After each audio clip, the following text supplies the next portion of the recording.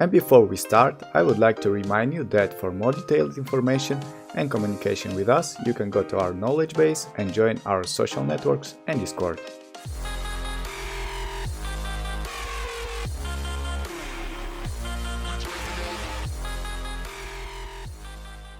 Hey guys, Smithy here! So today on October 24th, soft launch of the global version of Black Data Mobile became available.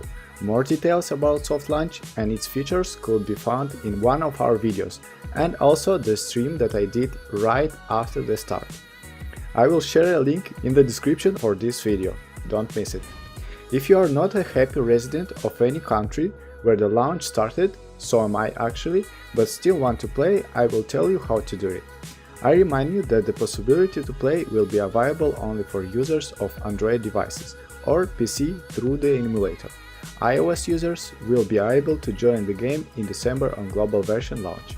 So in order to play, just download the APK file from any available site, the link in the description. Install it on the phone or emulator, wait to the update, install the VPN and done, you can play. On soft launch we have 3 available servers, which is US, Europe and Asia. Our team chose Europe server to start on. Please keep in mind the fact that on this server we will play and make video guides and tutorials only until the release of the global version itself. Subsequently, we will change to the new one, depending on how Perlabis will manage this. Therefore, if you want to find out where Smithy and his team will play, subscribe and follow the videos. We will definitely announce this before the start of the global version. You often ask me what exact device I play on and which device to choose. Well, I use an emulator to shoot videos in high quality. Which one and how to configure it you can find in one of my videos.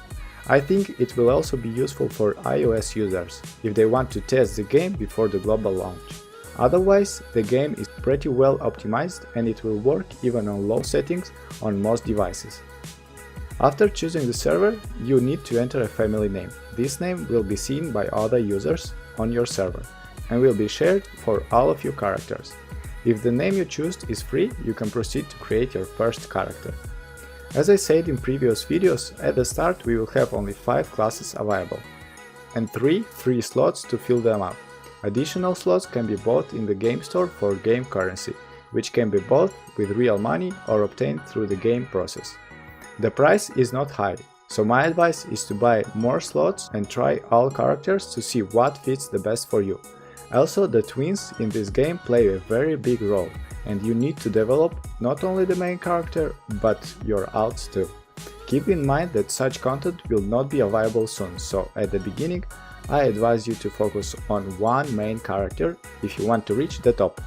So you have chosen a class, now it's time to make it beautiful. You can choose the default preset, customize it, or choose the one you like from other players. Enter a name, anyone, as it will be visible only for you, and go to battle.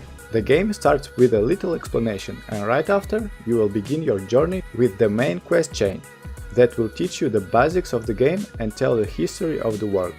It is necessary to pass it, as this is the fastest way to increase the level and acquire the necessary knowledge of the game. A little tip, you can start doing side quests only after reaching like level 20 or so. Before that, they are quite useless. Drawing your attention to the auto battle button, there were a lot of disputes around this function, and they continue from game to game. My opinion is that auto battle is a cool feature. You will definitely appreciate it when you need to grind or kill 5000 quest monsters. Now in PvP, forget and disable this button. This is not only a bad helper, but it is your worst enemy too. In battles, the way you know your character, how you feel him and your skills are the most important. With auto battle you will lose to even a weaker opponent playing without auto. Besides, you should train to not suck on war, sieges or other PvP events. Therefore, auto button is great, and we thank developers for simplifying our life in killing a huge number of monsters. But forget about auto button in PvP. Deal? The game has a wide variety of settings. Experiment with them, choose the most suitable combination for you and your device. Feel free to reduce the setting even to low for public events, such as sieges. This will relieve you of unnecessary stress and make you more effective for your team. A small trick, the option to turn off the animation of other characters. Even with very powerful devices, when there is a mess of 30 against 30, on the screen the lags leaks out. This option greatly reduces them. In general, speaking about the pros and cons, I can name the following. First, cons: an almost complete lack of party content. Although for some of you it may be a pros that you don't need a party, there is no acute dependence on other people. But as for me, I would like to see more party content in this game. Second cons is the ability to enable auto battle in dungeons and arenas. Some lazy ones will see this as an advantage. For me, absolutely it's a disadvantage. I would like to see only alive players without a bot in arena. And in the dungeons, well, many just forget to even push the button for auto fight. You can deal with this by going into dungeons with trusted people. And the third cons, that the game is actually pay to win. This is a common question, whether the cash affects the game. And the honest answer is yes, damn it, it affects. But not everything is so bad. Yes, this is a free-to-play project on a mobile platform. Cash influences, but not everywhere. You will not be in top of power without paying at all. But this power doesn't decide everywhere. For example, in Arena there is no sense to paying at all, because there matchmaking is based on power. In 3 vs 3 everything is a little worse, but there is also a matchmaking based on power.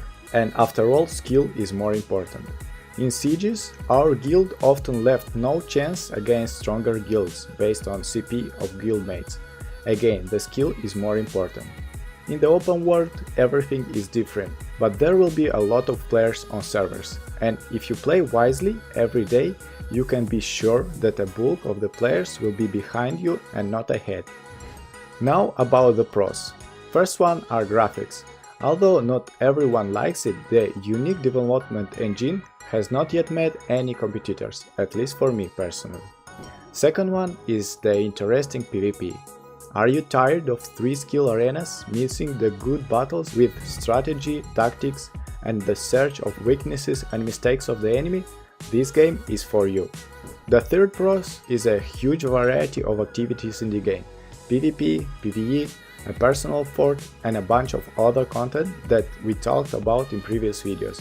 Make this game an unique sandbox where everyone can find something to their taste, or do everything possible. It is no exception. And the fourth pros is also one of the things I do really enjoy about the game, is that there are almost no restriction. There are no limits in the game, after which it is not profitable for you to do something. This will appeal to people who were furious from artificial restriction in the form of blocking the quest line to a certain level, the lack of bonuses and loot for killing monsters in the fields, energy system, and other unnecessary restrictions. Well, one of the hot questions is the main differences from Korea that will be introduced in later updates. Let's try to briefly look at the list. First of all, there are only 5 classes available and a limited territory. Secondly, no awakening or absolute forms and no world management or trading. Thirdly, not as much world and solo bosses, not as much different equipment and sources to get them, and many more. But you won't need them for now, as you will want to experience the game slowly to understand it better. Surely with more detailed and long development we will find many more differences, but Pearl Abyss promises us high-speed development and that we will soon catch up with Korea in terms of the amount of content. And that was it for this video. Thank you so much for watching, guys. Don't forget to leave a like, comment and subscribe. That was Smithy, and I'm out.